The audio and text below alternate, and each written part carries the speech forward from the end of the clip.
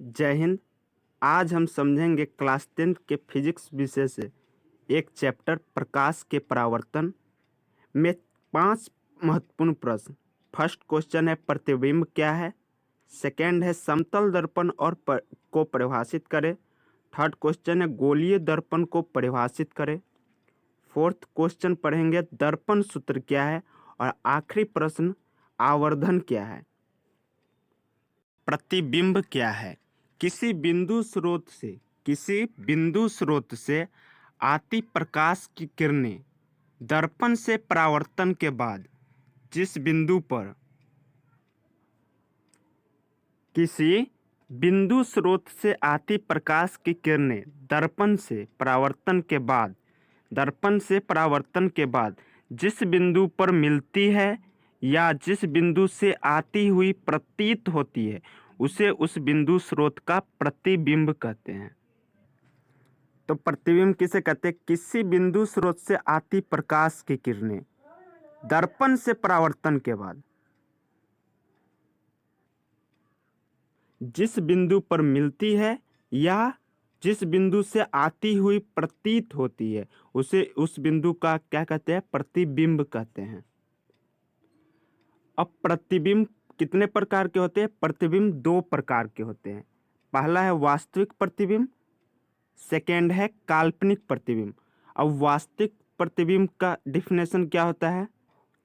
अब वास्तविक प्रतिबिंब का डिफिनेशन क्या होगा? किसी कोई बिंदु स्रोत से आती प्रकाश की किरणें दर्पण से परावर्तन के बाद जिस बिंदु पर वास्तव में मिलती है उसे उस बिंदु का वास्तविक प्रतिबिंब कहते हैं। वास्तविक प्रतिबिंब वस्तु की अपेक्षा हमेशा उल्टा होता है। वास्तविक प्रतिबिंब क्या होता है? ये वस्तु के अपेक्षा हमेशा उल्टा होता है। उल्टा होगा तो वास्तविक प्रतिबिंब को पर्दे पर प्राप्त किया जा सकता है। आभासी प्रतिबिंब को ही काल्पनिक प्रतिबिंब कहते हैं। इसका परिभाषा क्या है? किसी बिंदु स्रोत से आती प्रकाश की किरणें परावर्तन के बाद जिस बिंदु स्रोत से आती हुई प्रतीत होती है उसे उस बिंदु स्रोत का आभासी प्रतिबिंब कहते हैं। आभासी प्रतिबिंब में क्या है?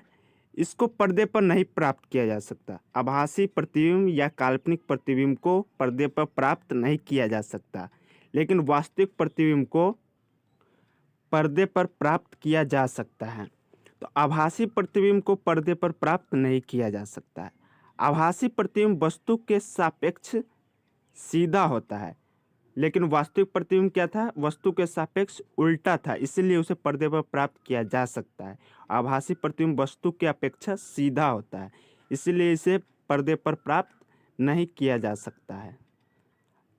अगला क्वेश्चन है समतल दर्पण। समतल दर्पण पर लंबवत पड़ने वाली प्रकाश की किरण परावर्तन के बाद उसी पथ पर वापस लौट जाती है।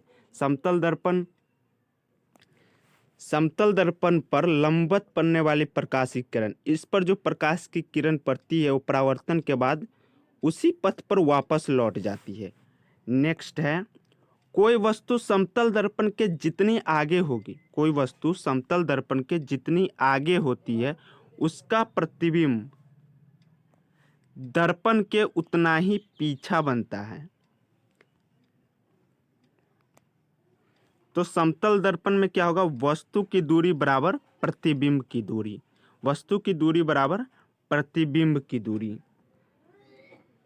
समतल दर्पण द्वारा प्रतिबिंब की विशेषता क्या क्या है? प्रतिबिंब दर्पण के पीछे बनता है। समतल दर्पण में प्रतिबिंब दर्पण के पीछे बनता है। प्रतिबिंब का आकार वस्तु के आकार के बराबर होता है। प्रतिबिंब वस्तु की अपेक्षा सीधा बनता है। प्रतिबिंब पार्श्विक रूप से उल्टा होता है। प्रतिबिंब इसमें आभासी होता है, इसे भी पर्दे पर प्राप्त नहीं कर सकते। प्रतिबिंब दर्पण के उतना ही पीछे बनता है जितना वस्तु के दर्पण से आगे, अर्थात सामने रहता है। नेक्स्ट क्वेश्चन है गोलीय दर्पण। गोलीय दर्पण उस दर्पण को कहते हैं जिसका परावर्तक सतह किसी खोखले गोले का एक भाग होती है। गोलीय दर्पण क्या होता है? उस दर्पण को कहेंगे जिसका परावर्तक सतह, मतलब जिधर से परावर्तन होगा वो सतह किसी खोखले गोले का एक भाग होता है। गोलीय दर्पण दो प्रकार के होते हैं। कौन कौन होते हैं? एक है अवतल दर्पण, दूसरा उत्तल दर्पण। अवतल दर्पण की परिभाषा क्या होगी?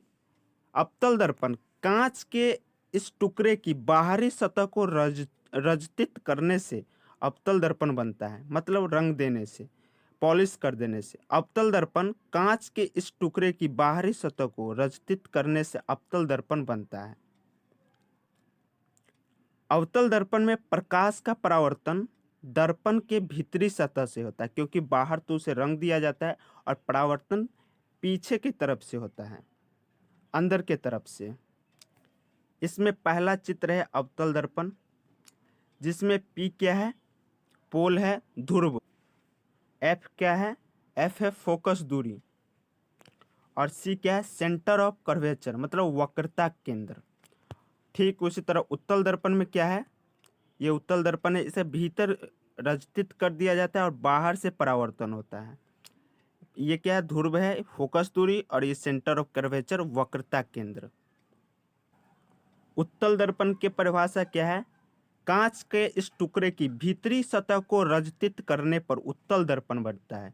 अवतल दर्पण में बाहर की ओर रजतित कर दिया जाता है और परावर्तन भीतर की ओर से होता है, और उत्तल दर्पण में भीतरी सतह को रजतित कर दिया जाता है और परावर्तन बाहर से होता है। उत्तल दर्पण में प्रकाश का परावर्तन दर्पण के बाहरी सतह से होती है। तो गोलीय दर्पण एक खोखले गोले का भाग हुआ, जिसकी परावर्तक सतह किसी खोखले गोले का एक भाग होता है, और इसका दो प्रकार होते हैं, अवतल दर्पण और उत्तल दर्पण। गोलीय दर्पण की फोकस दूरी को क्या कहेंगे? F, और उसकी वक्रता त्रिज्या R की आधी होती है, मतलब F बराबर R/2, F बराबर R/2।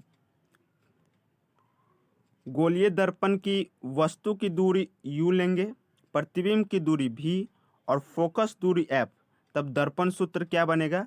1/V + 1/U बराबर 1/F। V हो गया प्रतिबिंब की दूरी, U हो गया वस्तु की दूरी, और F हो गया फोकस दूरी। 1/V + 1/U बराबर 1/F। लास्ट क्वेश्चन है आवर्धन। आवर्धन क्या है? प्रतिबिंब की ऊंचाई और वस्तु की ऊंचाई के अनुपात को आवर्धन कहा जाता है। आवर्धन को M से जानते हैं, क्योंकि इसका इंग्लिश में होता है मैग्निफिकेशन। प्रतिबिंब की ऊंचाई बट्टे वस्तु की ऊंचाई। गोलीय दर्पण के लिए आवर्धन क्या होगा? M बराबर -V/U, मतलब माइनस प्रतिबिंब की ऊंचाई बट्टे वस्तु की ऊंचाई। आवर्धन M का अर्थ क्या होगा? आवर्धन M जिसमें ऋणात्मक मान लगा हुआ है, उसका अर्थ क्या होगा? प्रतिबिंब वस्तु के सापेक्ष उल्टा बन रहा है। प्रतिबिंब क्या बन रहा है? वस्तु के सापेक्ष उल्टा बन रहा है, मतलब कि इसमें वास्तविक प्रतिबिंब होता है। गोलीय दर्पण में M बराबर -V/U का अर्थ ये भी हुआ प्रतिबिंब वास्तविक है, और M का धनात्मक मान आभासी प्रतिबिंब इंगित करता है। धनात्मक मान क्या इंगित करेगा? आभासी प्रतिबिंब है, और प्रतिबिंब वास्तविक है। हम इस वीडियो में 5 क्वेश्चन देखे। प्रतिबिंब क्या है, समतल दर्पण को परिभाषित करें, गोलीय दर्पण को परिभाषित करें, दर्पण सूत्र क्या है, और आवर्धन क्या है।